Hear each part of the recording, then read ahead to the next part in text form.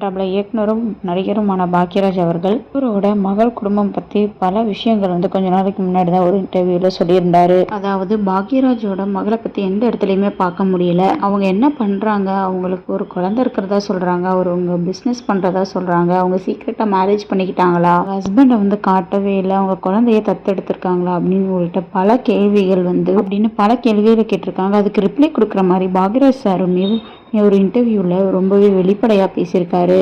அதில் அவர் என்ன சொல்லியிருக்காரு அப்படின்னா, என்னோட மகளோட காதலை என்னால் ஜீர்ணிச்சிக்க முடியல. ஜாதி, மதம், பணம் இதெல்லாம் தாண்டி ஒரு காரணம் இருந்துச்சு.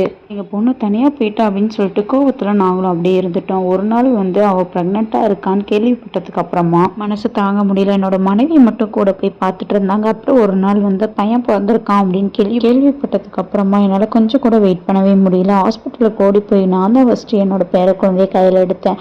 அவனை நான் இப்போ வரலுமே என்னால் ஒரு நாள் கூட பார்க்காம இருக்க முடியாது. அவனாலையும் என்ன பார்க்காம இருக்கவே முடியாது. நாங்கள் அந்த அளவுக்கு 2 பேருமே பாண்ட் ஆயிட்டோம் அப்படின்னு சொல்லியிருக்காங்க.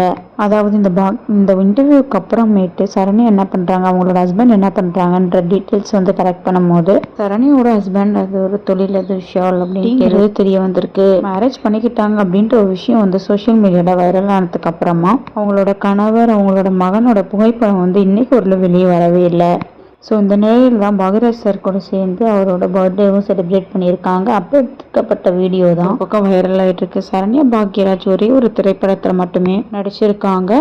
அந்த படத்துக்குமே பாக்யராஜ் அவர்கள் தான் டைரக்ஷனும் பண்ணியிருக்காரு, ப்ரொடக்ஷனும் பண்ணியிருக்காரு.